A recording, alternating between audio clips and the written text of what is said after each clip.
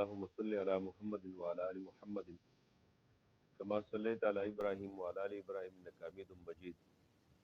اللهم بارك على محمد وعلى ال محمد كما باركت على ابراهيم وعلى ال ابراهيم انك حميد مجيد. اعوذ بالله من الشيطان الرجيم. بسم الله الرحمن الرحيم. ربي اشرح لي صدري ويسر لي امري واحلل عقدة من لساني يفقهوا قولي. ربي اشرح لي صدري ويسر لي امري واحلل عقدة من لساني يفقهوا قولي. سبحانك لا علم لنا إلا ما علمتنا إنك أنت العليم الحكيم. سبحانك لا علم لنا إلا ما علمتنا إنك أنت العليم الحكيم. ربي زدني علما ربي زدني علما. الحمد لله وحده والصلاة والسلام على من لا نبي بعده. أما بعد فأعوذ بالله من الشيطان الرجيم. بسم الله الرحمن الرحيم. قل بفضل الله وبرحمته فبذلك فليفرحوا هو خير مما يجمعون. وقال النبي صلى الله عليه وسلم: ألا من تعلم القرآن وعلمه وعمل بما فيه فأنا له سائق إلى الجنة ودليل إلى الجنة، أو كما قال عليه الصلاة والسلام. وأيضا قال: خيركم من تعلم القرآن وعلمه. نن د شعبان مبارک تقریبا درېمه ورځ ده او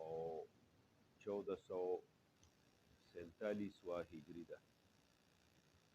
د انګریزي میاشتې نن 24 دا جنوري ده 2026 ده. وخت تقریبا کم 3 بجې دي. د قرآن پاک دا تفسیر زمونږه دوره دا به انشاءالله د چوټیانو کې مونږه د 15 رمضان پورې کوو. 15 رمضان باندې به انشاءالله دا اختتام ته رسو د الله په فضل. تاسو ته چې کوم آیات مبارک ما ووی، الله جل شانه پیغمبر علیه الصلاۃ والسلام ته فرمایي قل،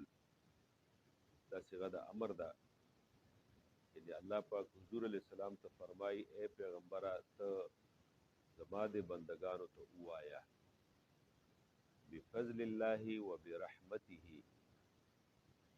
چې د الله په فضل، یعنی زما په فضل الله او د الله په رحمت باندې،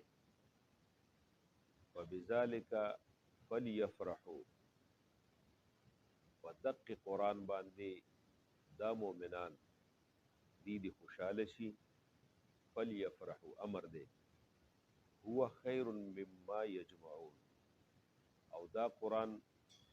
بهتر دی د هغې مال و متاع د دنیا نه یجمعون چې دوی ځان سره جمع کوي. یعنی دا بفضل الله و برحمته کې دې ته اشاره وشوله چې قرآن د دې را جمع کول، د دې علم کول، دې باندې عمل کول، دا خالص د الله فضل او د الله رحم دی. لکه ګوره تاسو بل آیات کې وګورئ که نه، یختص برحمته من یشاء یؤتی الحکمة من یشاء.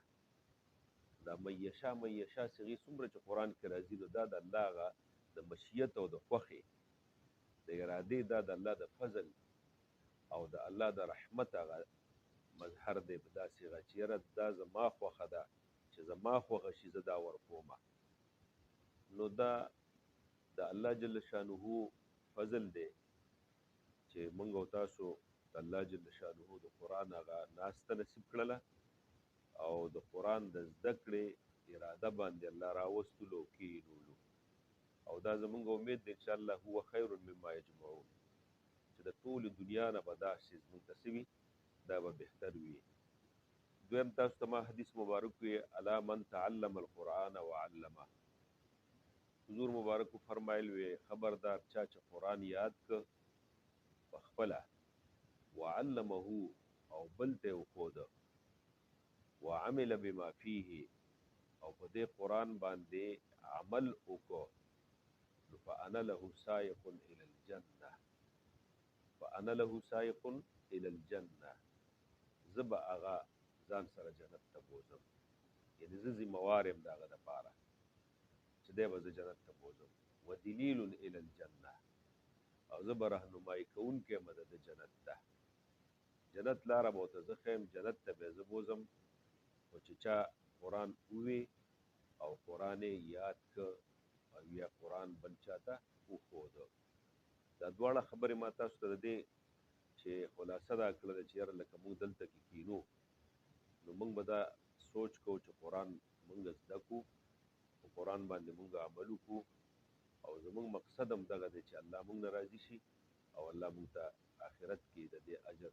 او په دنیا کې هم د دې هغه کامیابي او خوشحالي راکړي راله. نو دغه به انشاءالله زمونږ دغه وي چې خپله پرې عمل هم وکړو، زده هم کړو، او بیا مطلب دا چې لکه الله دنیا او آخرت زمونږ ښایسته کړي. قرآن مجید دا مخکې به لږې څه خبرې اترې داسې مقدمه کې وکړو، بیا به راځو خپل بحث ته.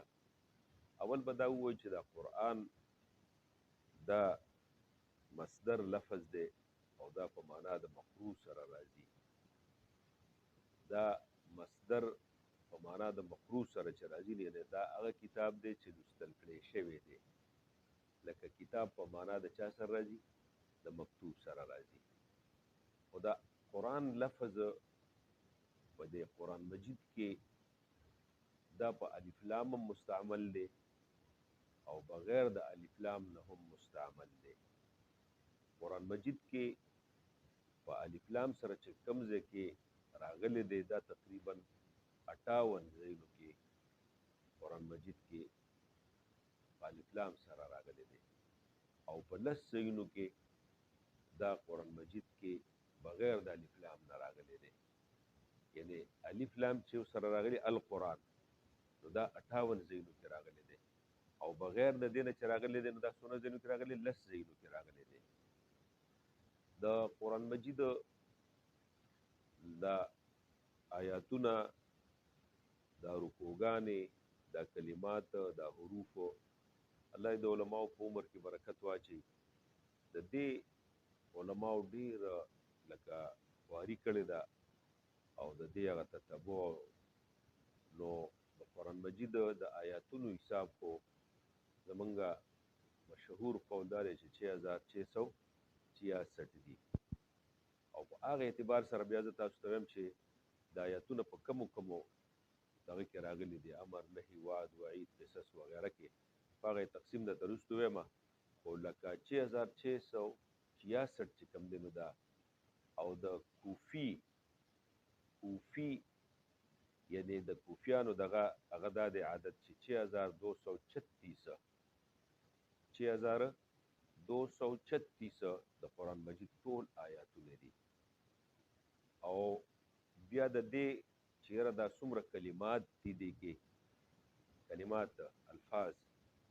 یو کلام دی یو کلمه ده کنه، چې څومره کلمات دي دی کې نو دا 77439 77439 دا دې کې کلمات دي. بیا دې کې حروف څومره دي قرآن مجید کې؟ جمله حروف قرآن مجید کې دا 3,23,671 3,23,671 قرآن مجید کې. بیا د قراء و حضرات وربند کې دا قراء حضرات وغیره چې هغې کومه خواري کړې ده، او په هغې کې بیا د مدونو حساب چېرې مدونه څومره دي قرآن مجید کې، نو دا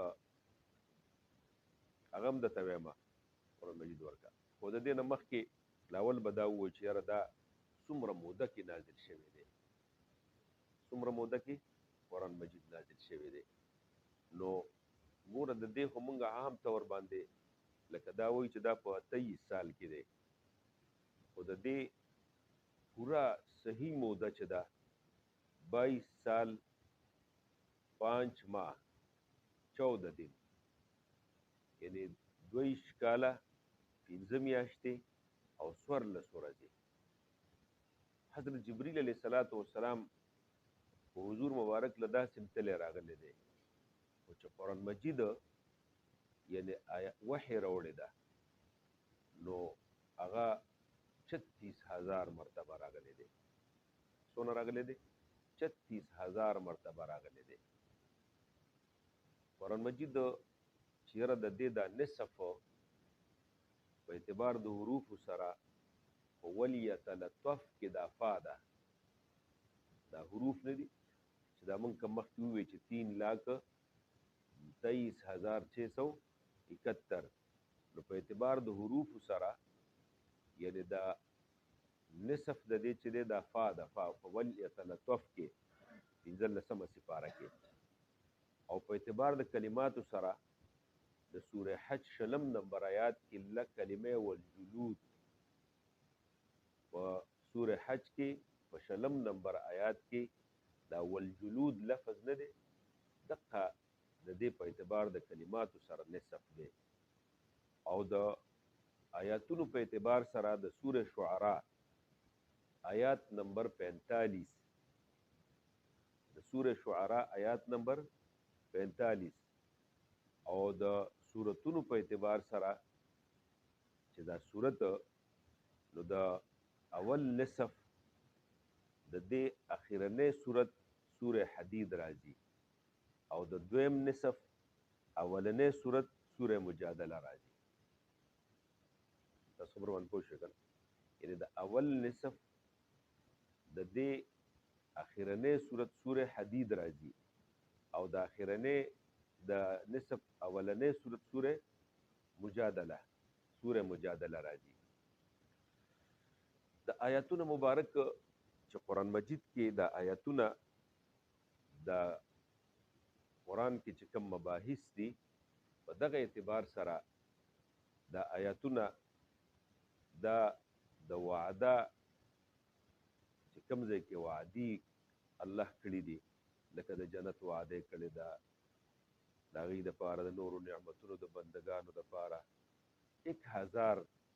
آیاتونه د وعدې په حق کې راغلي دي. د وعید په حق کې وعید چې کوم ځای کې خلکو ته زورونه ورکړې شوې ده 1000 آیاتونه په هغې کې راغلي دي. او کوم ځای کې چې الله جل شانه بندګان منع کړي دي چې نهي ورته موږ وایو نو دا نهي 1000 آیاتونه دا په نهي کې راغلي دي. او امر چې کوم ځای کې الله تعالی لکه حکم کړی دی اقیم الصلاة و آتوا الزکاة وغیره وغیره نو دا 1000 آیاتونه د قرآن مجید په امر کې راغلي دي. چې کوم ځای کې الله جل شانه امثال ذکر کړي دي یعنی مثالونه نو مثالونو کې 1000 او کوم ځای کې چې قصې الله ذکر کړي د انبیاء علیهم السلام وغیره نو 1000 آیاتونه په هغې کې راغلي دي. کوم ځای کې چې مسله د حلال احکام د تحلیل د حلالو ذکر راغلی دی 250 آیاتونه د قرآن مجید دی کې راغلي دي. کوم ځای کې چې تحریم دي 250 د هغې په باره کې راغلي دي. کوم ځای کې چې تسبیحات دي فسبح باسم ربک دا تقریبا 100 آیاتونه دي. او کوم ځای کې چې لکه داسې متفرقه د دې نه علاوه دا 66 آیاتونه دي. نو په دې حساب سره چې دا مونږ کوم ووې نو د دې اعتبار سره دا ټول آیاتونه 6666 راځي. څومره راځي؟ 6666 راځي. ښه جي اوس تاسو مخکې لاړ شئ دا کوم چې د قرآن مجید باندې ضمې دي دا ضمه فتحه کسره مد وغیره نو دا ضمه چې ده دې کې د دې تعداد علماو ذکر کړی دی 8804 چې څومره ضمې قرآن کې راغلي 8804 فتحې چې څومره ځایونو کې راغلي دي د فتحو تعداد علماو ذکر کړی دی 53242 کسرې چې کوم ځای کې راغلي دي د هغې تعداد 39581 مدونه چې کوم ځای راغلي مدات نو دا 1771 تشدیدات چې کوم ځای کې شد راغلی دی دا 1252 چې کوم ځای دا نقطې راغلي دي نقطه خو پېژنې که نه دا چې ورته موږ پښتو کې ټکې وایو چې ټکې پرې شته او که نشته نو دغې ته نقطه وایي دا نقطې چې دي دا راغلي دي 1,34,550 1,34,550 مولانا وحي په اعتبار سره اول چې کومه وحي د قرآن راغلی ده نو دا د 15 آیاتونه د سوره اقرا اولنی راغلي دي سوره اقرا بسم ربک الذی دویمه وحي چې راغلی ده د سوره مدثر راغلی ده او دریمه اخرنۍ وحي چې راغلی ده دا واتقوا یوما ترجعون فيه الى الله واتقوا یوما ترجعون فيه الى الله دا اخرنۍ وحي چې کوم ده دا راغلی ده بس اول وحي د سوره اقرا 15 آیاتونه دویمه وحي سوره مدثر او دریمه وحي اخرنۍ وحي دا چې کوم ده دا کوم راغلی ده واتقوا یوما ترجعون فيه الى الله اوس به راشو وحي ته د وحي تاسو مخکې مونږه د دورې والا هلکانو ته خو دا خبره معلومه ده بدالوحي کې مونږه دا خبره کړې وه کتاب بدالوحي کې چې دا وحي لکه دې ته څه ضرورت او څه حاجت دی چې دا وحي الله جل شانه دې پیغمبر ته راولېږله هغه باندې دا رالاله بیا هغه خپل یعنی هغه امتیانو ته ورسوله د الله بندګانو ته ورسوله د دې په باره کې یو جرنل عام خبره مونږه التم دا کړې وه او اوس هم تاسو ته دا وایم چې چونکې ذرایع د علم دا درې دي ذرایع د علم څو دي درې دي یو ذریعه د علم دا حواس خمسه دي دویم دا عقل دی او دریم چې دی نو دا وحی ده ذریعه د علم اول حواس خمسه دا دي چې لکه مثلا یعنې سترګې دي پوزه ده دا ژبه ده دا غوږونه دي او دا لاس دي دا لاس باندې شی معلومیږي چې کلک دی پوست دی په دې سترګو باندې شی معلومیږي چې دا تور دی سپین دی په دې ژبه باندې شی معلومیږي چې دا تریو دی خوږ دی په دې غوږونو باندې اواز معلومیږي چې دا یعنې تیز دی په مزه دی او په لمس باندې دغه باندې چې کوم دی نو بس پنځه شو که نه شمه پوزه باندې معلومیږي چې هغه یعنې دا بینې مزیدار دی یا بینې خراب دی خو دا اوله ذریعه د علم ده اوس اوله ذریعه د علم چې ده نو د دې معلومات محدود دي لکه دا محدود داسې دي چې ګوره اوس مثلا زما دې کمره کې زه ناست یم نو د دې کمرې یعنې مطلب دا چې ما ته مخامخ دا رنګ ښکاري په سترګو دا میز لاس باندې معلوموم چې کلک دی وغیره لرګی دی کلک دی او دارنګې ستاسو اواز اورم په دې غوږونو باندې یو څیز داسې روچت کمه خورم نو هغه په ژبه باندې وڅکمه څکنه کومه ټیک ده که نه دارنګې بین محسوسوم چېرې لکه سپری شوې ده عطر لګېدلی دي خو د دې دیوال نه اخوا ما ته څه نه ښکاري نه راته څه ښکاري نه څه اورم نه څه وینم دا پوزه باندې بین محسوسوم نه په ژبه باندې څه څکل کولی شم لہذا چې د دیوال نه اخوا ما ته کم څیز معلومیږي نو په عقل معلومیږي چې یاره یو اواز مثال راغی نو هغه اواز زه ویم چې یاره لکه دا اواز خو ما غوږونو واورېده خو اوس به زه دا اواز د کوم چې دا اواز د چا دی دا به زه عقل ته بوځم هلکه داسې اواز خو د انسان دی دا انسان دی یاره دا اواز وشو داسې اواز خو زه به عقل ته واچوم چې یاره داسې اواز خو د خر وي یاره د دیوال نه اخوا خر ولاړ دی پوه شو په خبره باندې لکه دا به مطلب ما ته په عقل باندې معلومیږي او اوس دې ځای کې چې بیا دغه دیوال نه اخوا هم یو شی هغه مثلا لکه دغلته کې هغه یعنی یو کار مثال دا جومات دی دې زموږ د دې دیوال نه یا دغلته جومات دی د تشې متیازې وکړې دا به زه په څه معلوموم چې دی ښه وکړل او که بد یې وکړل پوه شو په خبره باندې په ظاهر کې خو مطلب دا چې لکه دا اوس هغه ته متیازې ورغلې وې او ویې کړې دغه ځای کې او مطلب دا به زه معلوموم چې یاره دی دې جومات کې وکړل چې ښه وکړله که ونه ښه ونه کړل نو دا به زه په وحي ماته الله راوي چې یاره دی د ښه ونه کړل دا چې د مثال په طور باندې دا متیازې وکړې دله دا ځای مناسب نه و د به هغلته تللی و د دې دپاره خپل ځای و واشروم و هلته به ته او هلته کې به بیا مطلب دی چې لکه ګس خپې مخکې کوله اللهم اني اعوذ بک من الخبث والخبائث به وې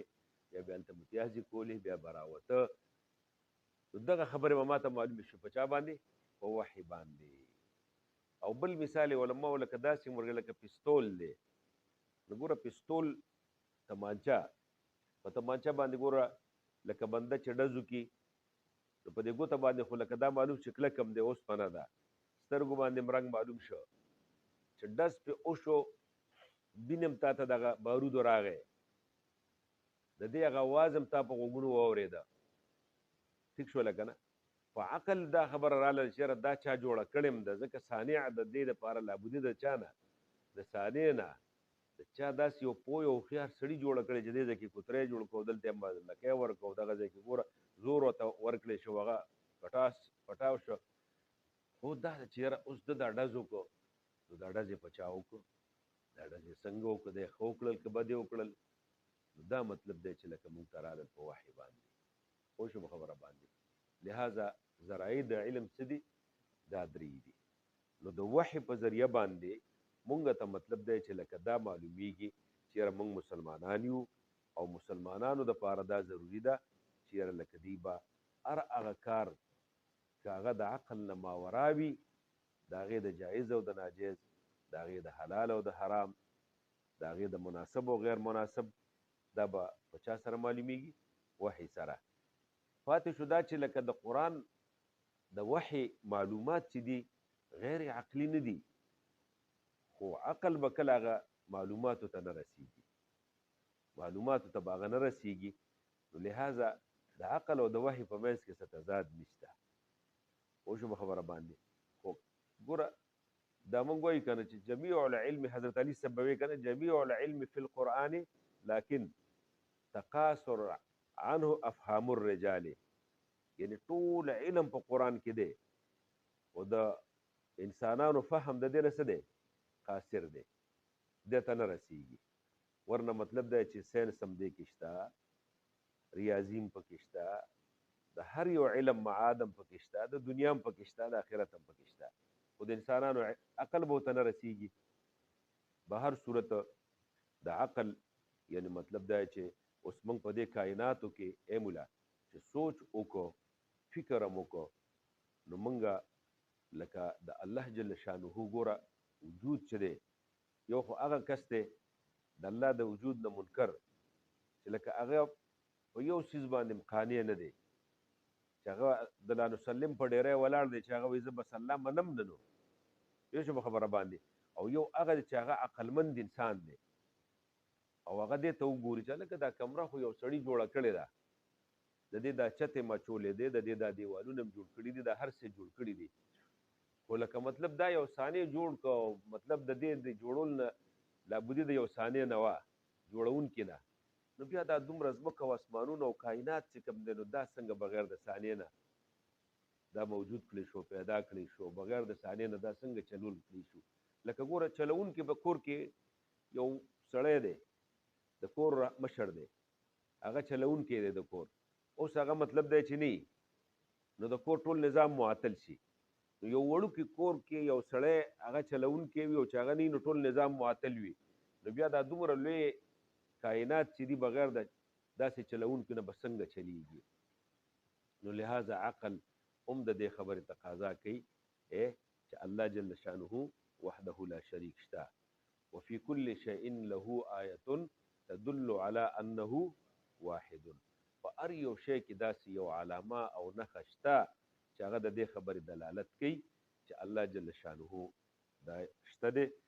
او د سره څوک هم شریک نشته. بیا وحی چې حضور علیه الصلاۃ والسلام باندې راتلله نو وحی څنګه راغلی ده حضور علیه الصلاۃ والسلام ته؟ بخاري مبارک کې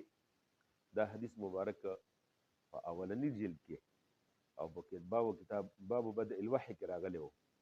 د حضرت عایشې مور نه روایت و چې یو ځل حارث ابن هشام جناب نبی کریم صلی الله علیه وسلم نه تپوس وکړو وی تا ته دا وحی څنګه راځي؟ د الله پیغمبره په تا باندې وحی څنګه نازلیږي؟ نو جناب نبی کریم صلی الله علیه وسلم ته وفرمایل وی په ما باندې دا وحی دا د سلسله الجرس د غنټې د اواز په شان ته دا وحی راځي ماته. د دې یعنی دا صورت د وحی وی لکه دا د جرس دا غنټې نه د غنټې جرس دا ټنګا چې ده دقه شان ته ماته وحی راځي. یعنی دا خو بیا حضور وی چې دا په ما باندې ډېر زیات سخت وي، د دې د کول په ما باندې سوي زیات سخت وي. نو ګوره دې ځای کې اصل کې د حدیث مبارک کې د دې وحی تشبیه حضور مبارک د هغه سلسله الجرس سره ورکړې ده، د غنټې د اواز د جرس. خو د شیخ محی الدین رحمه الله، شیخ محی الدین ابن عربي د مطلب د دې دا بیان کړی دی مولانا چې د دې وحی د اواز شو دا د دې دغه په شانته لکه څنګه چې دا جرس والی کیږي مسلسل، نو د دې وحی د نزول چې پیغمبر علیه السلام ته بعد د جبریل لکه راغی نو دا اواز به دقه شان مسلسل و دې کې به بندېدل نه راکېدل. یعنې دا تشبیه په دې کې ده. یو پوه شو په خبره باندې. او دویمه خبره دا ده چې د غنټې چې کومه والي کیږي که نه نو عموما دا د دې سمت او دغه نه وي معلوم، جهت نه معلوم، نو دا تشبیه په دې کې ده. مطلب پوه نه شوې؟ لکه مثلا ګوره اوس زه خبرې کوم که نه نو زما دا خبرې لکه سمت معلوم دی چې لکه زه ګوره په دې خوله خبرې کوم تا سره مخامخ مواجهه ده،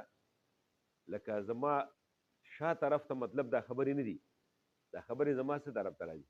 مخې ته را روانې، نو د دې جهت معلوم دی. خو داسې د دې غنټې دوه دغې تشبیهګانې حضور ورکړې چې لکه دا د سلسله الجرس په شانته وه. نو د دې شیخ محی الدین ابن عربي رحمه الله د دې مطلب دا بیان کړی چې یو لکه دې کې انقطاع نه راتلله، یو دویمه دا ده چې د دې هغه جهت متعین نه و. پوه شو په خبره باندې؟ نو حضور وی چېرې دا په ما باندې مشکله ده دی ځکه چې مطلب لکه دا اواز ما ته هغه یادول او د دې هغه دغه چې کوم دی نو هغه به بلکل ما ته ډېر زیات ګران. به هر صورت یو طریقه د وحی دا وه او دا حضور ته مشکل او حضرت عایشې مور ګوره بل ځای کې یو روایت راغلی دی چې په سخته یخنۍ کې به یعنی حضور مبارک باندې چې کله وحی نازلېدله نو حضور علیه السلام باندې به په دې تندي مبارک باندې دا خولې راتللې، خولې به پرې راتللې. او دویمه د زید حدیث مبارک کې دام دی چې زید رضی الله عنه په ورون باندې د حضور علیه السلام هغه سر مبارک مو نو هغې ډېر بوج به مو، حتی چې الاتقان جلد اول کې دا خبره مولانا راغلی چې د حضور مبارک دا چې وحی کیفیت به راغی دی کې نو داسې حالت به چې لکه د حضور دا غاښونه نه دي دا به هغه ټکا به یې کوله، یعنې هغه ټکا د سختۍ نه لکه د غاښونه ړچېږي که نه ټکا کوي لګیا داسې دقه شانته دا به دا غاښونه به یعنې د حضور او دا رنګ به تک زیړ شو د حضور علیه الصلاۃ والسلام د هغه سختۍ نه. او دا خولې به په حضور باندې یو شان ته راماتې وي، دا خولې به داسې وي حدیث مبارک کې راغلي لکه د ملغلرو په شانته دا به د حضور علیه السلام په دې مخ مبارک باندې را روانې وي. پوه شو په خبره باندې؟ به هر صورت دویمه بعضې وخت کې دا دویم قسم د وحی داسې وه چې د فرشته به د انساني شکل کې حضور علیه الصلاۃ والسلام ته راتلله، انساني شکل کې چې به راتلله نو دا تاسو ته معلومه ده چې دا به د دحیه کلبي صحابي په شکل کې راتلله. دحیه کلبي صحابي تاسو ته ما دا کې ویلي د جریر ابن عبدالله البجلي او یو د دحیه کلبي دا صحابي چې دی نو دا دواړه په صحابو کې ډېر ښکلي وو او ډېر مزېدار وو. نو دا فرشته چې ده نو دا به هم د انسان په شکل کې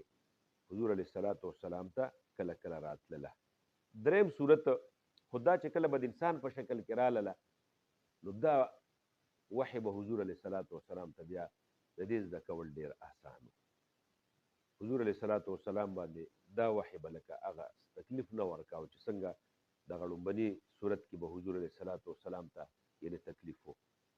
دریم صورت دا و چې د خپل شکل کې یعنې انساني شکل کې نه په خپل شکل کې حضور مبارک ته د جبریل راتګ کړی دی په وحی باندې، خو دا په ټول عمر کې صرف 3 پیرې شوی دی چې د جبریل علیه السلام خپل شکل حضور مبارک ته راغلی دی نو دا څو ځله شوی دی؟ 3 ځله شوی دی. کم ځای کې شوی دی؟ یو د معراج په شپه، پوه شو په خبره باندې. دا دویم دا چې د حضور علیه الصلاۃ والسلام خواهش و چې یو ځل چېرې زه جبریل علیه الصلاۃ والسلام ووینم، نو ابتدایي دغه کې د اجیاد طرف ته د مکې مکرمې اجیاد یو علاقه ده داسې اوس هم په دقې نوم باندې مشهوره ده د باب عبدالعزیز نه چې داسې باروز یې که نه دقه ځای کې، نو دقې طرف ته نبي علیه الصلاۃ والسلام حضرت جبریل علیه الصلاۃ والسلام ولیده چې دی په یو کرسۍ باندې ناست و او دا وزرې دا مشرق د مغربه پورې دا ټول فضا چې ده نو دا وایي دی ډکه کړې وه، دا د ځمکې او د اسمان ترمنځ دا خلا چې ده. به هر صورت او دریم ځل ښه دقه شانته دریم ځل د معراج په شپه باندې او یو دغه د اجیاد په دغه باندې یو دا چې د حضور علیه السلام په خواهش باندې دریم دا 3 ځله علماو لیکلي دي. څلورم صورت چې د وحی و نو هغه براه راست چې په منځ کې واسطه نه وه او بلا واسطه، نو دا د معراج په شپه باندې الله جل شانه چې حضور مبارک ته کم خواتیم سوره بقرې ورکړي دي وغیره، نو دا بلا واسطه و، پوه شو په خبره باندې، او دې کې واسطه د جبریل علیه الصلاۃ والسلام نه وه. خو یعنی مطلب دا چې دا د معراج تاسو ته به راشي وروستو دا یو ځل په خوب کې شوی و او یو ځل په ویښه شوی و، یو ځل د خوب او یو ځل د ویښې. پنځم صورت دا و چې د جبریل علیه السلام له مخامخ نه دی راغلی بلکې هغه القا فی القلب په زړه باندې هغه القا د وحی چې کوم دی د نبي علیه الصلاۃ والسلام نفث فی الروع یعنې زما په زړه او دغه باندې هغه پوکې ووهه، هغې کې د حضور مبارک ته هغه مطلب د وحی چې کوم دغه و هغه حاصل شو. به هر صورت د بخاري په هغه حاشیهو سره د خوب هغه خبره هم راغلې ده چېرې په خوب کې، خو به هر صورت دا 15 صورتونه د وحی چې کوم دی نو دا عامو علماو لیکلي دي. اوس د اولنۍ چې مخکې ما تاسو ته وویل چې سوره اقرا دا په غار حرا کې شوې وه او په غار حرا کې تاسو ته واقعه معلومه ده چې حضور علیه الصلاۃ والسلام 6 میاشتې د وحی نه وړاندې رویا صالحه او مبشرات چې کوم دی هغه لیدل، او بیا 6 میاشتې یعنی مطلب دی پس چې کوم دی نو دا یعنی اوله وحی په غار حرا کې چې کوم دی نو دا نازله شوله. اول صورت دغه اقرا بسم ربک الذي خلق دا 15 آیاتونه دې صورتونو کې بعضې صورتونه د مکی او بعضې مدني وي، هغه به تاسو ته انشاءالله زه وروستو خبره وکړم چې یاره دا مکی صورتونه او مدني صورتونه کم دي. خو اجمالي خبره دا ده چې د هجرت نه وړاندې چې کم صورتونه نازل شوي دي هغه صورتونه ته مکی صورتونه ویل کېږي، او د هجرت نه چې کم صورتونه وروستو یعنی هغه نازل شوي دي نو هغه صورتونه ته څه ویل کېږي؟ هغې ته مدني ویل کېږي. یعنی بعضې علماو دا لیکلي چې یاره لکه په مکه مکرمه کې نازل شوي نو هغه مکي دي، او چې په مدینه منوره کې نازل شوي دي نو هغه څه شی دي؟ مدني دي. نه، زه به تاسو ته تفصیلا خبر دی کې بیا وکړم ځکه دې کې بعضې داسې صورتونه دي چې هغه مطلب دا چې لکه د هجرت نه یعنې وروستو دغه شوي دي په مکه معظمه کې راغلي دي خو هغې ته مدني لیکلي شوی دی پوه شو په خبره باندې او د هجرت نه مخکې مطلب دی چې بعضې صورتونه نازل شوي دي او هغه په مکه کې هم نه دي نازل شوي خو هغې ته هم څه ویلي شوي دي مکي ویلي شوي دي نو به هر صورت دغې وجې نه مکي صورتونه او مدني صورتونه راجح قول اعتبار دغه دی چې د هجرت نه وړاندې کم نازل شوي دي هغه صورتونه څه شي دي دا مکی دي او چې د هجرت نه وروستو کم نازل شوي دي نو هغه څه شي دي دا مدني دي پوه شو په خبره باندې چې کم د فتح مکې یا د غزوه حدیبیه په موقع باندې لکه د فتح مکې یا د غزوه حدیبیه په موقع باندې چې کم نازل شوي دي که نه مولانا نو ګوره دا د هجرت نه بعد نازل شوي دي د هجرت نه څه دي بعد نازل شوي دي او هغه څه شی دي هغه مدني دي شابسې او د هغه د مدني هجرت نه بعد نازل شوي دي دغه شانته مطلب دی ګوره دا ان الله یامرکم ان تؤدوا الامانات الى اهلها دا صورت دا آیات چې دا مدني دی پوه شو په خبره باندې او حالان کې دا څه دی په مکه معظمه کې نازل شوی دی ښه جي د دې بله مسله داسې ده مولانا چې دا قرآن مجید تدریجا نازل شوی دی تدریجا نازل شوی تدریجا معنا دا چې یعنی دا مونږ ووایو که نه چې په 23 سال 22 سال او په 15 میاشتو او په 14 ورځو کې نازل شوی دی نو یا په 23 سال کې بل قول مثال او دلته کې مطلب هغې پکې کسر دغه کړی دی 23 سال یې دا کړی پوره دغه کړی دی نو په 23 سال کې یا د دې نه کم په دې لږه موده کې نازل شه نو دا ټول ولې یو ځای باندې نه نازلېده دا یو لوی سوال دی چېرې دا ټول په یو ځل باندې ولې نه نازلېده د دې خبرې جواب چې کوم دی نو مولانا قرآن مجید کې ګوره په خپل هم د دې ذکر راغلی وقال الذین کفروا لولا نزل علیه القرآن جملة واحده کم خلک چې کافرانو نو هغوی به دا وي چېرې په دې پیغمبر باندې دا قرآن ولې په یو ځل نه نازلېږي نو د دې جواب هم په دقه آیات کې کذلک لنثبت به فؤادک کذلک لنثبت به فؤادک دا د دې دپاره دقه شان چې موږ په دې باندې مضبوط کستا هغه زړه ولې اوس دې ځای کې تاسو خیال وکړئ لنثبت به فؤادک ای مولا یعنې دا پیغمبر علیه الصلاة والسلام ته د کفارو د طرف نه ډېر وخت په وخت باندې اذیتونه رسېدل که نه نو مولانا چې دغه اذیتونه د کفارو طرف نه راتلل او پیغمبر علیه السلام ته تسلی خبرې راتللې او د تسلی آیتونه ورته راتلل نو زړه مضبوطېده که نه اوس که دا ټول په یو ځل باندې و نو بس مطلب ده چې په هغه یو ځل باندې بس خبره ختمه وه دا خو ګوره چې ته یو ځل خفه شې او مثال په طور لکه ته خفه شې او دا پلار دې راشي او تا ته وایي چې خیر دی بچې جاړه مه او خفه کېږه مه په سر دله لاس کېږدي نو ګوره مطلب دی چې تا خوشحاله شي یاره د پلار راله راغی او چې ته بیا مطلب دی خفه شي او بیا دله پلار راشي په سر دله لاس کېږدي یاره بیا راله پلار راغی او چې په هغه یو ځل یې دله 10 ځله دا سر باندې دا داسې یو داسې چې یو ځله خفه شي 10 ځله یې دله پېښې نو بس بیا به 9 ځل دقه شان خفه ناست نو د دې وجې نه ګوره کذلک لنثبت به فؤادک او ورتلناه ترتیلا دویمه خبره پکې دویم جواب پکې دا وشو چې مونږ دا تا ته یعنې په اولستو په هغه ترتیل سره په مزه ځکه چې پیغمبر صلی الله علیه وسلم امي و یعنې حضور مبارک تعلیم یافته نه و هلته ګوره دا چې د سلسلة الجرس په شان نازلېده نو هغه په حضور مبارک باندې سخت و نو چې حضور مبارک مو امي و نو دا ټول چې په یو ځل نازلېده دا به څومره سخت و نو چې لږ لږ راغې تدریجن راغې نو لہذا څه یعنی مطلب دا چې هغه یعنی دا آسان شه حضور مبارک ته دا څه شي چې آسان شه او ولا یاتونک بمثل الا جئناک بالحق واحسن تفسیرا. ګوره پیغمبر علیه الصلاۃ والسلام ته دریم غرض پکې چې کله دا قرآن نازلېده نو لکه که دا ټول په یو ځل نازلو مولانا،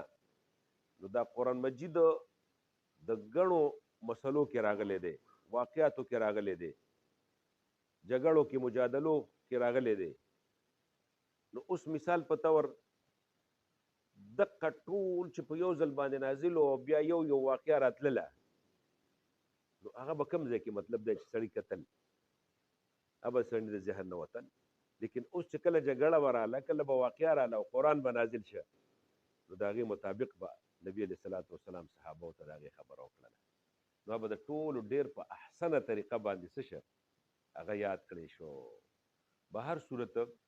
دا د قرآن مجید په دغه آیات مبارک کې د نزول چې یاره په یو ځل باندې دا نازل نه کړی شو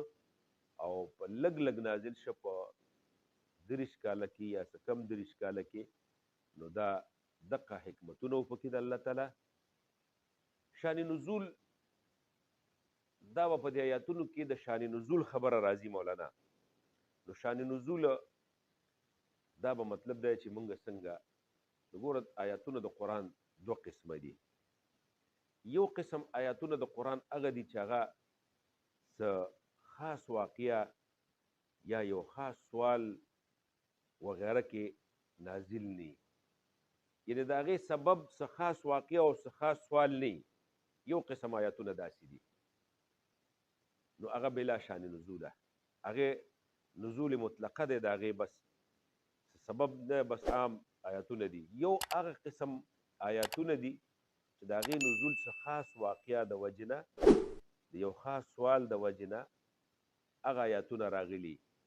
نو هغه پس منظر، هغه واقعه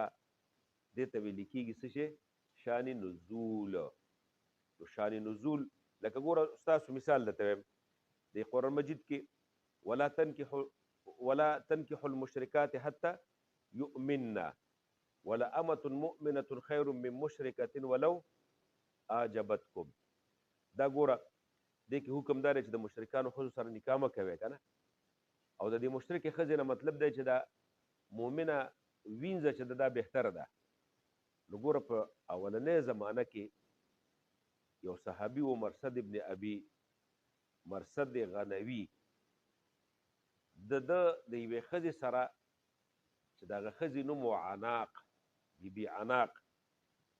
د هغې سره تعلق و. بیا چې کله اسلام دغه راوړه صحابي مرصد ابن ابو مرصد غنوي، نو دی مدینې منورې ته لاړه.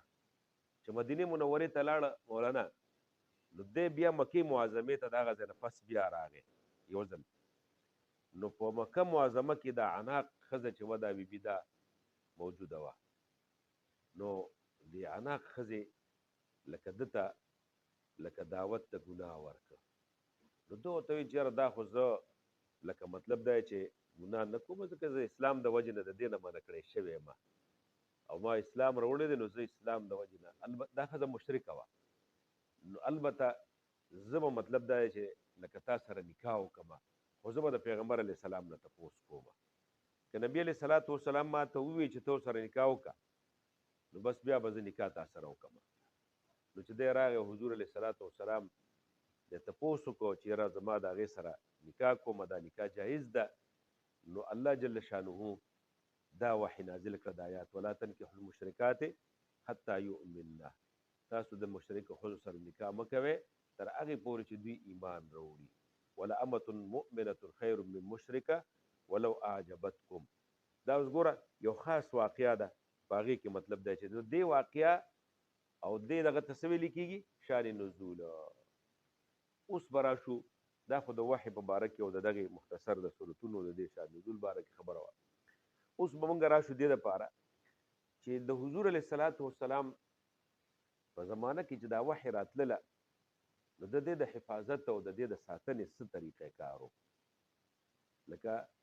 دا وحي د ساتنې د دې او د حفاظت څه طریقې کار و. د حضور علیه الصلاۃ والسلام په زمانه کې نفیسه چې وحي راتلله، نو د دې طریقې کار دا و چې د قرآن دا یاداشت چې دی نو دا ډېر زیاته لکه عام و چې کوم آیاتونه به راتلل یو خو حضور په خپله م یادول حضور ته م یاد و بیا د حضور سره چې کوم صحابه و ابوبکر عمر وغیره دا هم حافظان و دی م یادول دویمه طریقه دا ده چې حضور علیه الصلاة والسلام د وحی کتاب کاتبینو لکه حضرت زید رضی الله عنه چې زید رضی الله عنه هغه ته به وی چېره ته راشه او شا به دا ولیکه خو د لیکلو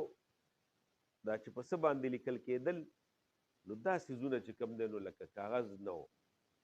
ځکه چې ما د خپل استاد محترم نه اورېدلي چې یاره کاغذ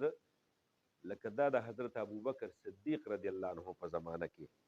دا کاغذ وجود ته راغی عام او لکه د حضور مبارک په زمانه کې دغه نه و البته د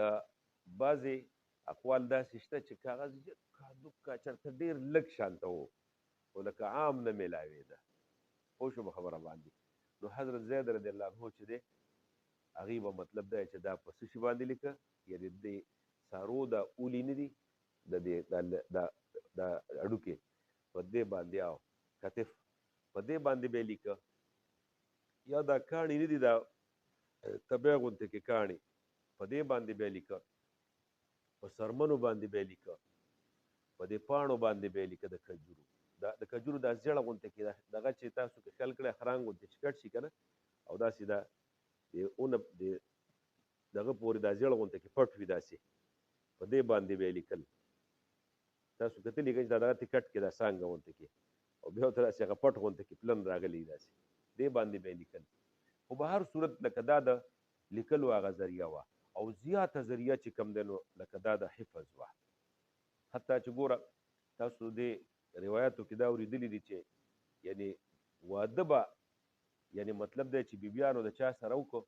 نو هغې ته به وایي چې یاره زه د نه مهر نه غواړم بعضې بیبیانو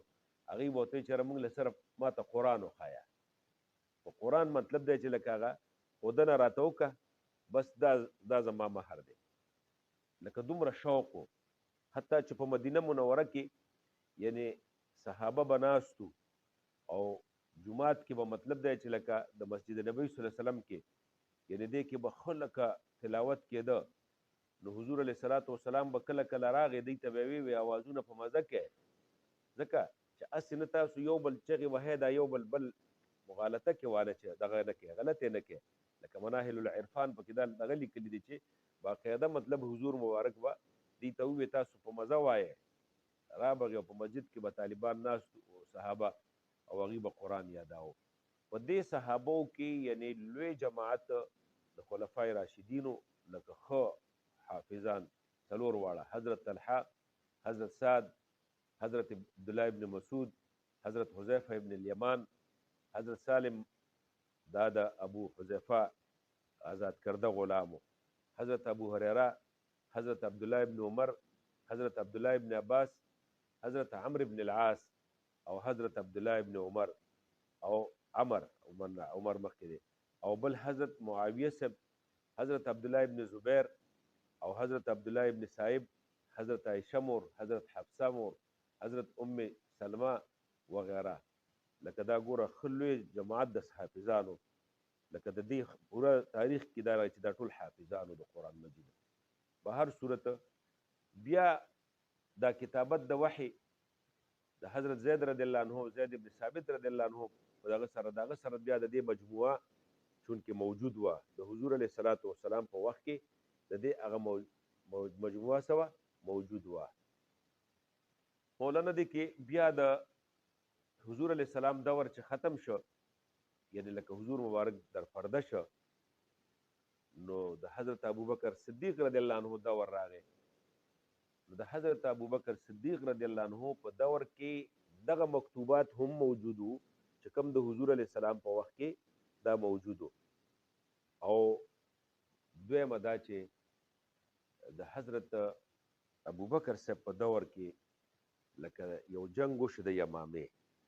نو د یمامې په جنگ کې بخاري کې دا راغلي چې ډېر حافظان څه شو شهیدان شو نو حضرت عمر رضی الله عنه لکه حضرت ابوبکر صدیق رضی الله عنه ته راغی. زید رضی الله عنه وایي زید بن ثابت چې ما ته ابوبکر رضی الله عنه سوال جواب وکړ او دا خبره بیا هغه روایت کوي چې عمر صاحب رالم ابوبکر هم ناست عمر هم ناست چې عمر رضی الله عنه نه ابوبکر صاحب ته راغی او ته ویل چې یاره دا قرآن راجمع کول غواړي ځکه چې په یمامې جنگ کې ډېر صحابه مړه شو نو هغه ویل چې نه چې چېرته نور دا صحابه هغه شهیدان شي او هغه صحابه مطلب دی چې لکه د منځ نه لاړ شي او دا قرآن زموږ د منځ نه لاړ نه شي. نو حضرت ابوبکر صدیق رضی الله عنه وایي دې ته نه تیارېده وایي چې یاره مطلب دا دا زه نشم کولی چې کوم کار حضور علیه السلام نه دی کړی نو زه نشم کولی. نو بیا د هغې نه پس الله جل جلاله حضرت ابوبکر وایي چې زما سینه کولاو کړه دې ته او چې څنګه د حضرت عمر رضی الله عنه رایه وه دقه رایه بیا زما هم وګرځېدله. نو حضرت زید بن ثابت رضی الله عنه ته دا کار حواله کړ. وی چونکې دی په خپله حافظ هم و دویمه دا چې د سره هغه مجموعه هم وه نو زید بن ثابت رضی الله عنه ته وی چې په تا باندې زمونږ اعتماد دی لکه دا به ته خو د دې سره سره یعنی احتیاط دپاره نور صحابه هم د دې سره دا کړل چې درې پکې قریشیین دي او دا یو پکې څه شی دی دا زید صاحب دا انصاري دی. دغه کمیټې کې یعنی مطلب دوی کېناستل او بس چې څوک به راتلل مولانا نو هغې دوی به پوره تحقیق کوو چې مثلا تا سره کم مکتوب دی دا ته راوړه وګورو اوس دې کې دا آیات شته دا نشته چې چا به کم شی راوړه دوه ګواهان به یې پیش کړل پوه شو په خبره باندې چې دا داسې دی دا نه دی بیا به هغه د هغه خپلې مسودې سره وکته چې کوم د هغه سره وه هغې سره به چې موافق او برابر راغې بیا د هغې نه پس بیا دا ولیکه. خو یو خبره تاسو ته وکړمه چې دا لیکل وشو نو دا مسوده تیاره شولو دې کې دا په ټولو لغاتو باندې یعنی دې کې ګوره نقطې نه وې دا نقطې اسم پکې نو لکه دې کې اصل راز دا و که نه دا نون شزوها لفظ مثال کې دی علماو پیش کړی دی چې دا نون شزوها کې دا نون راغلی دی که نه نون دو نقطې دي که نه او شین باندې هم نقطې دي او په ځا باندې هم نقطې دي دا نقطې هم نه وې دا زورونه او پیشونه هم نو ځکه چې دې کې اصل کې دوه یعنی قرت دي یو نون شروها دی بل نون شزوها دی او شو په خبره باندې نو دا یې دقسې بغیر نقطو پرېښوده چې دې کې کم قرت سړی کوي هغه کولی شي. خو اوس بیا د دې نه پس چونکې د حضرت ابوبکر رضی الله عنه په دور کې هم دا و د حضرت عمر رضی الله عنه دور کې هم دا و تاسو خبره باندې پوه شوئ او چې حضرت عمر رضی الله عنه لاړه خو په دې دور کې خو لکه بس خبرې لکه مختصر وي لکه جګړې مګړې کمې وي د حضرت عثمان رضی الله عنه دور کې بیا جګړې ډېرې زیاتې شوې. څنګه جګړې زیاتې شوې هغه داسې چې ګوره یو قاري به مثال په طور نن شرحه یاد کړی و د حضور نه بل به نن شزوها یاد کړی و یو به والضحا وی یو به والضحی وی مثال یو به مالک وي یو به ملک وي یار هغه بل به دا خو ته غلط وی بل به هغه ته غلط وی بس دې کې به بس مطلب دا چې لکه لوی هغه جګړه وه. ګوره په بخاري شریف کې د عمر رضی الله عنه هغه واقعه هم یاده نه ده چې هغه صحابي مطلب دی چې تلاوت کوو په مانځه کې او هغه وایي چې ما بس د مونځ کې رانیسمه چې ته دا تلاوت کې او چې مونځ یې وکوئ په مرۍ کې ورته هغه څادر واچوه حضور علیه السلام دی راوسته نو ته چې دا دغه غلط وایي څنګه وی داسې تو وایې وی داسې وایم عمر ته رضی الله عنه ته تو وایې وی هغه تلاوت وی زه دواړه ټیک دي انزل القرآن على 7 احرف که نه نو بس دې کې د عثمان رضی الله عنه په زمانه کې بیا مطلب دی چې اختلاف ډېر زیات شه نو حضرت عثمان رضی الله عنه بس دی بیا کېناسته او دوی وی چې یاره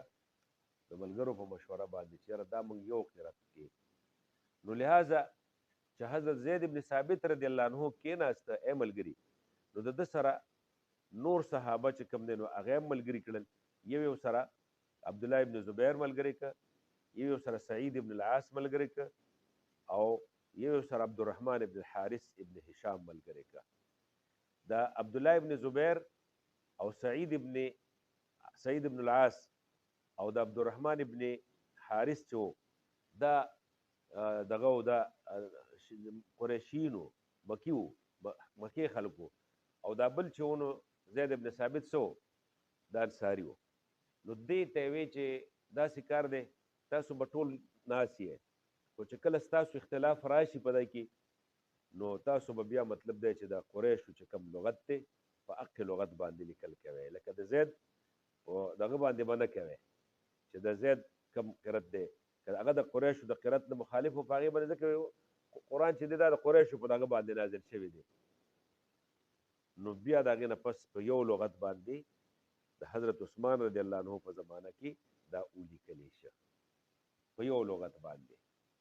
او چې په دغه یو لغت باندې ولیکلی شه وګوره بیا په دې کې نسخې نشزها راغلی که نه، نو بس هغې کې مطلب پوره دغه هم پې ولیکلی شو دا نقطې، او په هغې کې دغه جګړې چې کوم دی دا بیا پې د زورونه او زیرونه او دا دغه پې چا وکړل مولانا حجاج ابن یوسف وکړل. دغه پکې هغه مطلب دا یو کارنامه وکړله، او نور خو مطلب دی چې لکه ډېر سخت سړی و، مونږ خو نور څه نه شو ویلی دغه باره کې، خو مطلب ډېر سخت سړی و ځکه چې ډېر زیات خلک مسلمانان یې چې کوم دی دا وجلي دي. پوه شو په خبره باندې. نور تاسو ته واقعه معلومه وه د عبدالله ابن زبیر صاحب او دغه څه ورسره کړي وو که نه، اسما بیبي سره هغه ټوله واقعه. په هر صورت بیا دا دا سپارې چې دي او دا رکوګانې دا په دې کې نه وې، دا سپارې او دا رکوګانې چې دي دا په دې کې نه وې. دا سپارې دا د تعلیم د بچو دپاره او د خلکو د تلاوت دپاره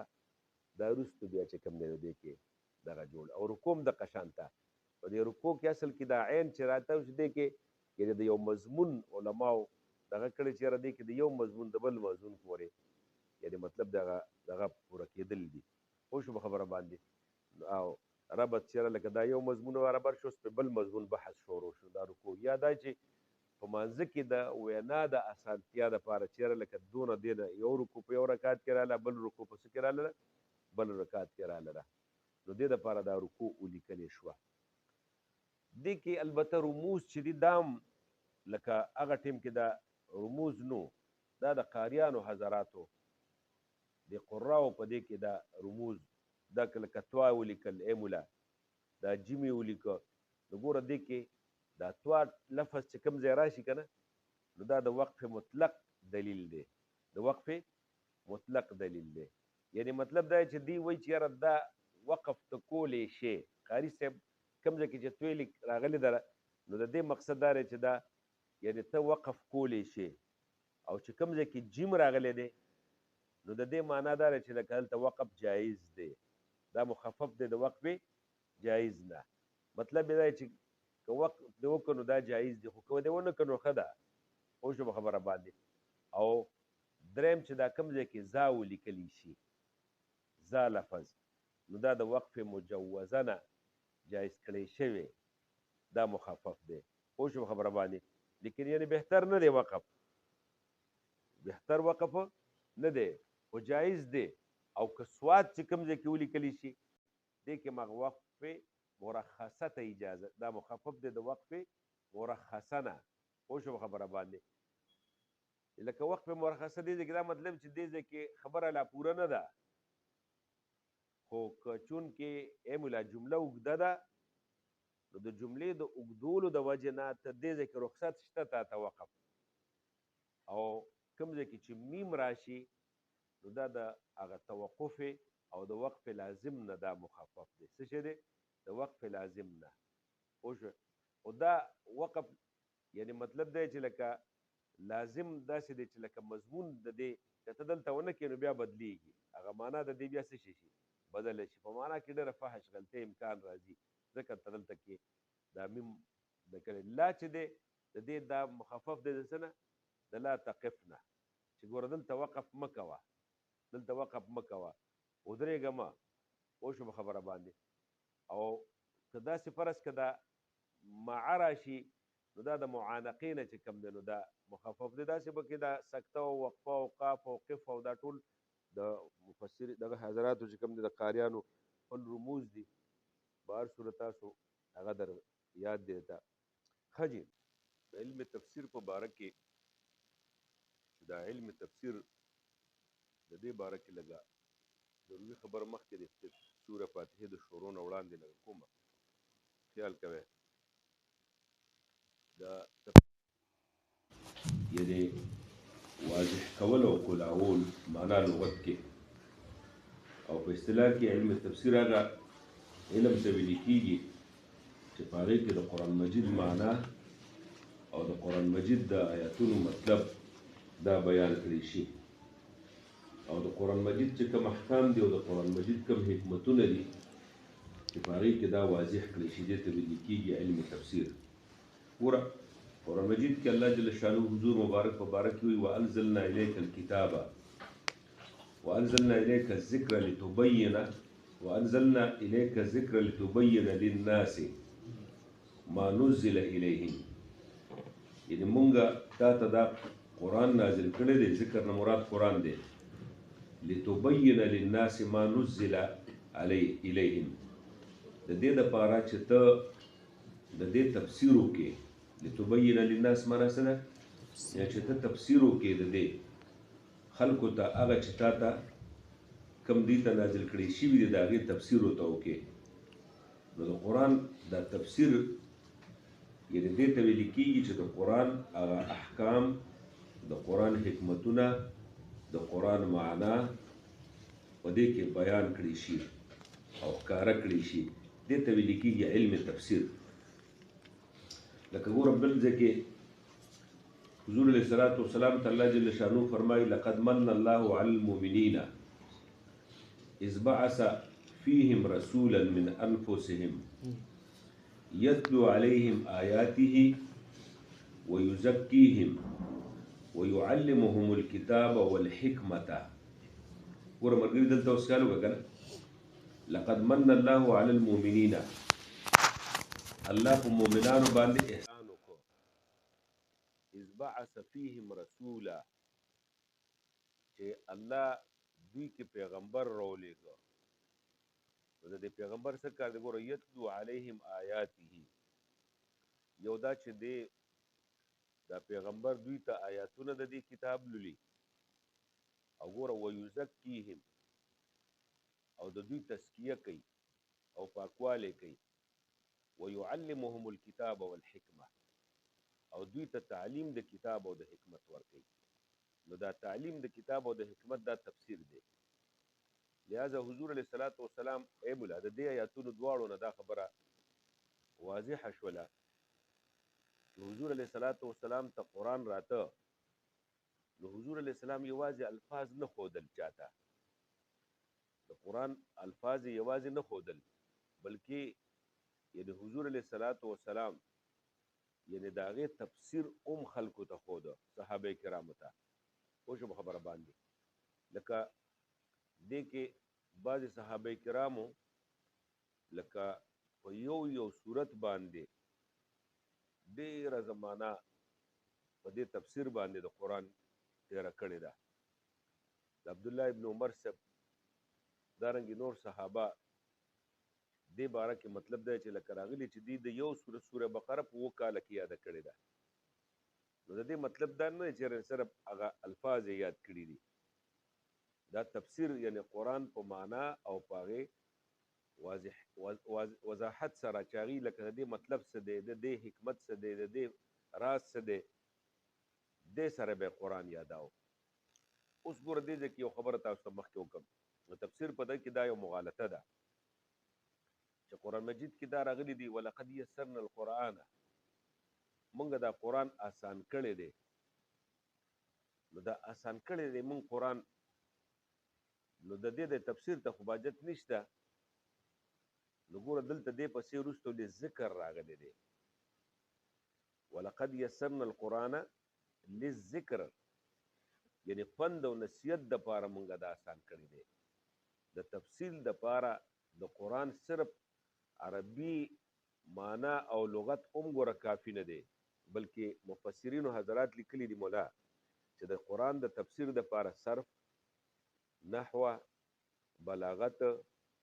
ادب، علم حدیث، علم اصول فقه، دقه شانت علم عقاید او کلام د دې علم پوره پکار دی. ځکه اوس یو سړی د عربی الفاظو باندې پوهیږي او علم حدیث ورسره نشته، نو دا علم حدیث د قرآن تفسیر نه دی. کتاب التفسیر تاسو په دې جلاله دا کې وایي بخاري کې او د ټول سیاستو کې، نو دا د پیغمبر علیه الصلاۃ والسلام لکه د قرآن هغه وضاحت کړی دی که نه، نو چې دی د علم حدیث نه نه خبر، نو په عربی ژبه خدای لکه مفسر نه ګرځي صرف. وګوره که په عربی ژبه دی صرف مفسر ګرځېده نو بیا خو داسې ده، مثال یې داسې دی مولا، لکه یو سړی مثال په طور دغه انګریزي کتاب وګوري او د انجینیرینګ د کورس کتابونه وګوري، نو دی په هغې بغیر د استاز نه د انجینیر په دې کتاب باندې دی دغه ګرځي انجینیر نه، د ډاکټرۍ مطلب دی چې لکه میډیکل کتابونه دی وګوري او په هغې باندې دی ځان مخکې لکه روان یو داسې وي، بغیر د استاز نو تجربو نه دی ډاکټر نه ګرځي. نو دقه شانته د علم تفسیر دپاره مطلب دی چې لکه دا د استاز او د دې د هر یو د دې آیاتونو د معنی او د دې د زده کول او د استاد د دې ډوله ضروري دي، او صرف په دغې باندې ما تاسو چې اکتفا، یعنی مطلب دا چې لکه دا کافي نه ده چې عربي الفاظو باندې زه خبردار یم او لہذا بس دا ډېر دي. ښه جي، دا لکه دې نه وروسته ګوره صحابه کرامو په باره کې دا راغلي دي، وایي فتعلمنا القرآن والعلم والعمل جميعا، فتعلمنا القرآن والعلم والعمل جميعا، یعنی مونږ قرآن هم یاد که، مونږ مطلب دا چې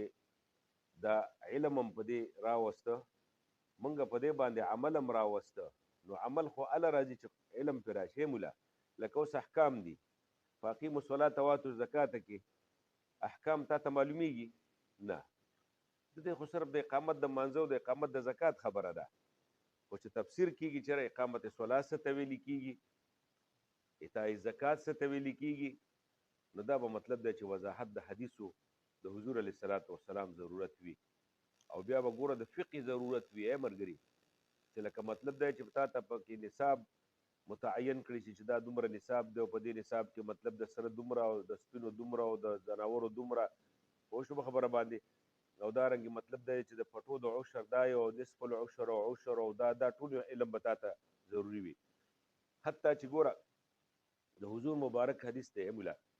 چې من قال فی القرآن بغیر علم، من قال فی القرآن بغیر علم نو فلیتبوأ مقعده فی النار، که د قرآن کې یو سړی بغیر د علم نه د تفسیر نه لکه یو خبره کوي چې دی د ځانه پکې وایي چېره د دې دا مطلب دی، لکه دا اوسني خلک نه دا کوم چې ماډرن خلک دي هغوی وایي یاره موږ خو لکه په عربی ژبه پوهېږو په قرآن هم پوهېږو، نو حضور علیه السلام وایي من قال فی القرآن بغیر علم فلیتبوأ مقعده فی النار، چا چې په قرآن کې بغیر د علم نه څه خبره وکړله هغه ځان له څه وکړل د جهنم کې ځای ونیوه، تیار یې که. یا دویم حدیث کې دا هم راغلی من تکلم فی القرآن برأیه فاصاب فقد اخطأ، چې قرآن کې په خپله رایه څه خبره وکړله او فاصاب لکه ټکي مو ویله خو دی څه فقد اخطأ دی خطا شه، بلکې دا به د دې نه مقصد دا راووته چې یعنې دی به په خپله رایه دی کې نه وایي، بلکې چې کم تفسیر پیغمبر علیه السلام کړی دی، پوه شو په خبره، صحابه کرامو نه کم نقل دی، حقه تفسیر حقه معنا حقه حکم به دی د هغې بیانوي. نو لہذا د دې دپاره یعنې د علم فقه هم ضرورت دی، د اصول فقه هم ضرورت دی، د علم حدیث هم ضرورت دی، د علم کلام او عقاید هم ضرورت دی، د صرف او د نحو او د بلاغت هم ضرورت دی، بلکې صرف په عربی باندې عبور باندې دا چې کوم دی نو دا نه کېږي. اوس مخکې راشه بسم الله الرحمن الرحیم د سوره فاتحې په باره کې، دا سورت مولانا څه ته ویلي کېږي، اول به موږ دا سورة الفاتحه کنه مکیتن دا سورت څه ته ویل کیږي سورت ویل کیږي خپل د دې معنا ده المنزله رفیعه المنزله الرفیعه یعنی هغه ځای چې اوچت کم منزل او مقام دې ته ویل کیږي سورت ګوره یو شاعر د دې باره کې دا الم تر ان الله اعطاك سورة ترى كل ملك دونها يتذبذب الم ترى تقول ان الله قد اعطاك ان الله اعطاك سورة چې تا ته الله یو مقام اوچت درکړی دی او ترى كل ملک ته به وینې هر باچا دونها چې د دغه مقام نه ښکته دي یتذبذبو چې هغه به څه کوي تذبذب په هغې پسخېږي به ورته چې هلکه دا خو مطلب دی چې دته دا دومره لوی مقام څنګه حاصل دی نو صورت په لغت کې ویل کېږي المنزلة الرفیعه یعنی اوچت مقام او اوچت ځای دې ته صورت ویل کېږي اوس دا ګوره لغوي معنا دا صورت لکه د لغوي دې کې څه مناسبت د منزلة الرفیعه نو دې کې وایي د قاري په اعتبار چې کم کس لکه دا صورت دغه آیاتونه مجموعه د دغه آیاتونو دا وویله هغه ته الله تعالی څه ورکړي اوچت مقام ورکړي ځکه چې حدیث کې راغلي که نه چې د قیامت په ورځ به د حافظ ته وایي ته لوله قرآن او ته شابه خیجه او ستا دا ځای هغه آخري منزل کې چې کوم دی چې کوم ځای ستا قرآن ختم شي نو هغه ستا هلته څه دی آخري هغه منزل دی نو السوره المنزله الرفیعه اصطلاح کې څه ته ویل کېږي دې ته خیال کوه قرآن یشتمل على آیین یعنی هغه مقروء قرآن چې دا په آیاتونو مشتمل وي ذی فاتحه و خاتمه چې هغې د یعنی شروع هم وي ذی فاتحه او ذی خاتمه هم وي د هغې یعنی فاتحه هم وي هغې لره او خاتمه هم ولوي او اقلها ثلاث چې د ټولو نه کم 3 آیاته لکه انا اعطیناک الکوثر فصل لربک وانحر ان شانئک هو الابتر دا یعنی د سورت اوس سورة الفاتحه د سوره فاتحه مولانا ګڼ نومونه دي څنګه د سوره فاتحه یو سوره فاتحه هم دی او دا لیکم دلته سوره الفاتحه او دا فاتحه د فتح نه دی فتح معنا د کولاول نو دا شروع چې کوم دا قرآن چې مونږ او تاسو کولاو کو او شروع مکلل نو په کوم سورته مکلله په سورت فاتحه باندې مکلله دویم دې ته فاتحه القرآن ویل کېږي یو فاتحه الکتاب دویم فاتحه القرآن دریم القرآن څلورم الکتاب څلورم څه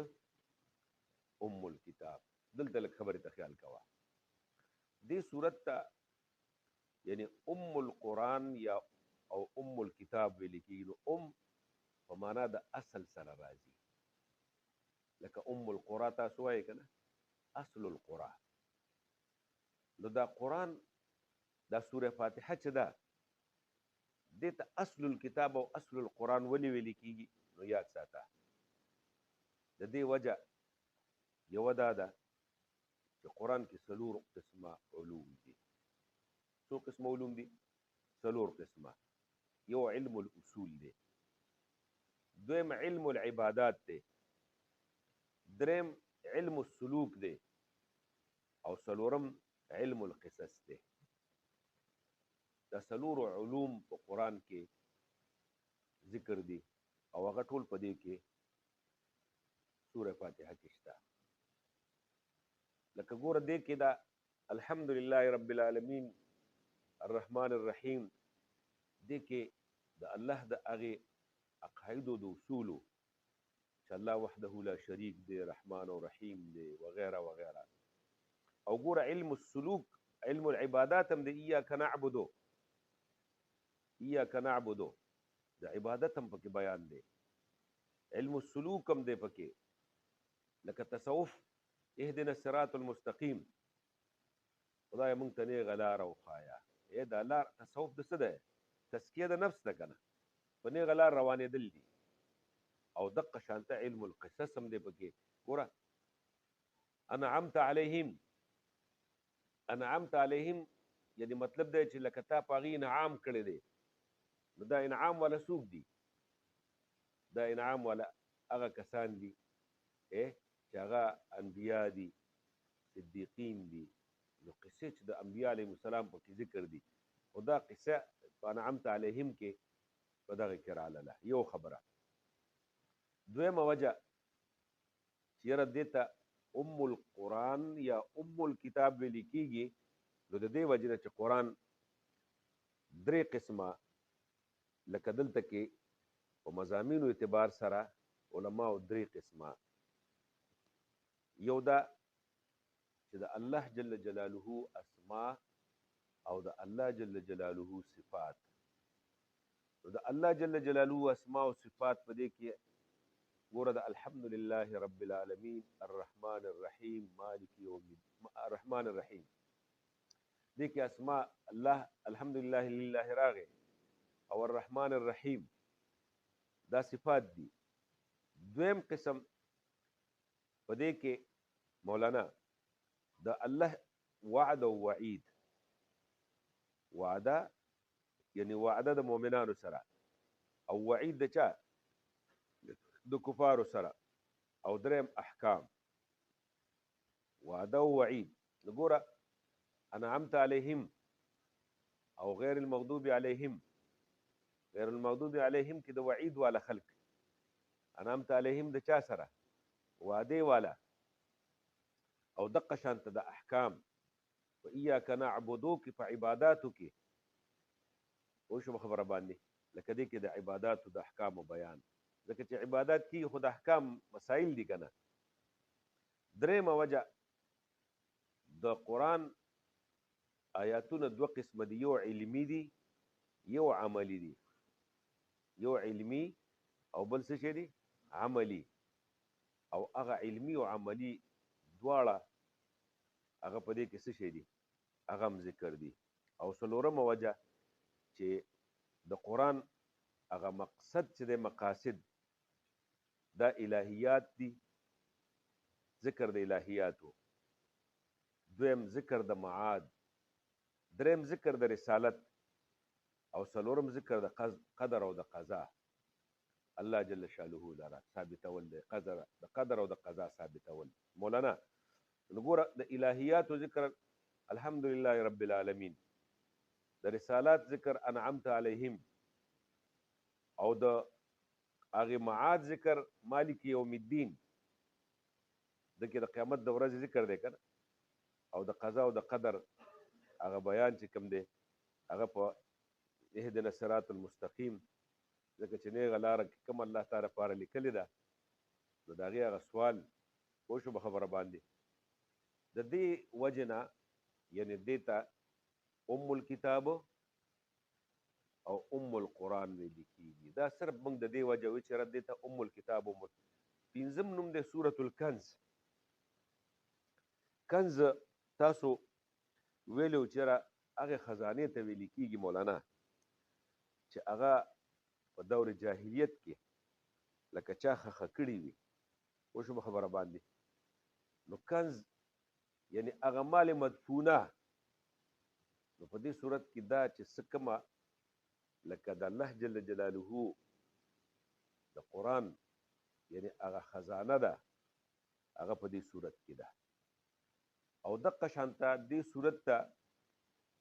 سوره وافیه هم ویل کېږي، سوره کافیه ورته هم ویل کېږي،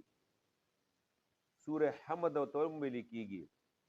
سوره شکر ورته هم ویل کېږي، سورة الدعا ورته هم ویل کېږي، ځکه دعا ذکر پکې دی. سورة تعلیم المسلم ورته ویل کېږي. څنګه سورة تعلیم المسله څنګه ورته ویل کېږي؟ مولانا ته خلو کا دا ټکی پکې لږ ګران دی یعنې دې کې هغه د سوال د ښودلو طریقه ده پکې چې ته سوال کې که نه نو سوال به څنګه کې د چا نه چې څه غواړې نو داسې به غواړې چې ګوره لاول دغه سړي مطلب دا چې تعریفونه ولیکي یا تعریفونه ذکر کړي لکه ته ولیکه بخدمت بحضور جناب عزت مآب فلان فلان او ګوره بیا نو دلته کې الحمدلله رب العالمین الرحمن الرحیم د الله هغه صفتونه او بیا چې مالک یوم الدین دا ټول د الله صفتونه دي او اظهار دغه عجز ایاک نعبد و ایاک نستعین چې زه ګوره ډېر عاجز یم تا نه دا شی غواړم او بیا ورته څه وایي اهدنا الصراط المستقیم پوه شو په خبره باندې نو دې صورت کې دقه شانته د غوښتنې هغه طریقه په دې صورت ته څه ویل کېږي سوره تعلیم المسأله او سورة الاساس ورته هم ویل کېږي څه ورته ویل کېږي سورة الاساس سورة الاساس اساس څه ته ویل کېږي فمن اسس بنیانه اساس یعنی هغه بنیاد اچول او شو په خبره باندې دې کې د دې ټول هغه مخکې چې کوم د قرآن مضامین دی هغه دې کې په بنیادن ذکر دي او شو په خبره باندې سوره اساس هم متویل کېږي سوره سوال هم متویل کېږي ځکه چې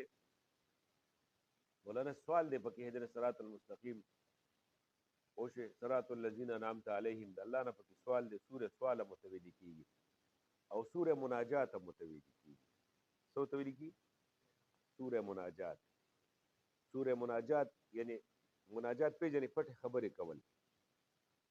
پټې خبرې د الله تعالی سره مطلب دی چې لکه سړی لکه یو کس سره سرګوشي کوي که نه پټې خبرې داسې چې لکه ګوره ته ډېر ښه سړی او ګوره مطلب دی چې داسې داسې نو دا ګوره د الله حمد بیان کړي ځان سره چې ته یا الله تعالی ټول تعریفونه دي ته رحمان هم یې او یا الله ته رحیم هم یې او ته د آخرت په دنیا کې هم یا الله ته که نه او دا باچا دا ورځې د جزا یم یې الله تعالی مالک یوم الدین او ګوره الله زه ګوره ستا عبادت کوم او ګوره یا الله ستا نه مدد هم غواړم نو دا د الله سره خبرې کولی دي دا څه شی دي د الله سره خبرې سوره مناجات ورته وایي او سوره تفویض هم ورته وایي دا خپل امور الله تعالی ته څه دي سپارل دي او دارنګې سوره الرقیه رقا دم ته ویل کېږي نو دا د دم په اعتبار سره مطلب دی چې لکه سوره شفا او سوره شافیه مو ته وایي او دم د پاره هم دی ځکه چې هغه حدیث مبارک کې تاسو ته بخاري کې تیر شوي وو چې یو صحابه تلل په یو ځای باندې او هغوی مطلب دی چې دغه قبیلې سردار یو لړم خوړلی و او بیا هغه یو صحابي دم کړو او هغوی وله څه ورکړل کنډک بیزې او ګډې وله ورکړلې او بیا د حضور مبارک نه تپوس وکړو نو وی په څه دې دم کړو په څه مې سوره فاتحه باندې مې دم کړو بار بار به یې ویل او په هغې به چوپ کول نو دې ته سوره شفا هم وایي سوره شافیه هم ورته وایي سوره رقیه هم ورته وایي سوره نور هم ورته وایي ځکه سبب د نور دی دا او دارنګې سوره القرآن العظیم هم ورته وایي او سوره سبع المثانی هم ورته وایي سوره نور هم ورته وایي سوره القرآن العظیم هم ورته وایي او سوره سبع المثانی هم ورته وایي او سوره الصلات هم ورته وایي څه ورته وایي سوره صلات یعنې د مانځه صورت چونکې په مونځ کې دې کې به وروستو تاسو ته راشي دا سوره فاتحه چې ده مولانا یعنې د هر چا په مذهب چې ده صرف اختلاف خو پکې دی چې دا سوره فاتحه په مانځه کې فرض ده او که دا واجب ده نو د امام صاحب رحمت الله علیه په نسبت باندې دا څه شی ده واجب ده او د نور ائمه او حضراتو په نسبت باندې دا څه ده فرض ده خو د عمل په اعتبار سره ما تاسو ته مخکې په دغه کې ویلي وو ترمذي مبارک کې چې تحفة العلماء لیکلي چې د عمل په اعتبار سره په ټوله دنیا کې په دې عمل دی صرف د حکم په اعتبار سره اختلاف دی لکه که هغه شافعي المسلک خلک دي که هغه حنبلیان دي که هغه مالکیان دي که هغه حنفیان دي یو ځای کې هم داسې نشته چې هغه سوره فاتحه نه وایي، خو دومره چې احنافو ته واجب وایي او دا نور امامان ورته څه وایي، دا ورته فرض وایي. پوه شوم خبره باندې. او دغه هغې چونکې هغه اختلاف هغه حدیث ته دغه نه چې کوم دی دغه منشأ اختلاف حدیث دی چې لا صلاة الا بفاتحة الکتاب، لا صلاة الا بفاتحة الکتاب کې هغه دا معنا کوي چې یعنې مونځ صحیح کېږي نه. پوه شوم خبره باندې. او امام صاحب وایي چې مونځ صحیح کېږي نفي دا دپاره د نفي د چا راغلی دی، د کمال راغلی دی، کامل مونځ نه صحیح کېږي چې څو پورې فاتحة الکتاب پکې نه ده ویلې شوې. چې سوره فاتحه یعنې فاتحه پکې وویلې شو نو دا به کامل مونځ ګرځي. ښه جي. به هر صورت دغه د دې سوره فاتحې په باره کې او دا مکیتون یعنې مکی صورت دی او مدني صورت دی. نو د مکی او د مدني په صورت کې تاسو ته مخکې ما ووې مولانا دې کې مخکې ما تاسو ته خبره وکړله د مفسرینو حضراتو په اصطلاح کې مکی یعنې آیاتونه هغه آیاتونه چې د هجرت نه مخکې نازل شوي دي او مدني آیاتونه هغه چې د هجرت نه وروستو نازل شوي دي. او چې کومو خلکو چې کوم آیاتونه په مکه کې نازل شوي دي هغه مکي دي، دا خبره غلطه ده. یا کوم آیاتونه په مدینه منوره کې نازل شوي دي دا مدني دي. نو داسې ډېر آیاتونه شته مولانا چې هغه د مکې د ښار نه بار نازل شوي دي او د هجرت نه وړاندې نازل شوي دي او په مکه معظمه کې نه دي نازل شوي، په مینا کې نازل شوي دي، په عرفات کې نازل شوي دي، د معراج په سفر کې نازل شوي دي، د مکې نه بار نازل شوي دي، لیکن هغې ته څه ویلې کېږي، مکي ویلې کېږي. پوه شوم خبره باندې. حتی چې ګوره څه آیاتونه د هجرت په هغه دوران سفر کې چې کوم دی نو دا د مدینې منورې په لاره کې نازل شوي وو، هغې ته څه ویلې کېږي، مکي ویلې کېږي. حالان کې دا د مکې مکرمې نه بارو او ډېر آیاتونه په مدینه منوره کې نه دي نازل شوي مولانا، خو هغې ته څه ویلې کېږي، مدني ویلې کېږي. لکه د مدینې منورې نه په سوونو میله بار نازل شوي دي. ما تاسو د هغې مخکې مثال درکړه. او د تبوک د دغه واقعه چې کوم ده د حدیبیې والا یا دارنګې مطلب د فتح مکې په موقع او د حجة الوداع په موقع چې کوم آیاتونه نازل شوي دي دا د مدینې منورې نه بار نازل شوي دي او د هجرت نه پس نازل شوي دي. د دغې وجې نه هغې ته څه ویلې کېږي، مدني ویلې کېږي. ښه جي. زه به دغه څو خبرې مې تاسو ته وکړلې او بیا به انشاءالله په سوره فاتحه کې به شروع کړو. الحمدلله نه به سبا شروع کړو.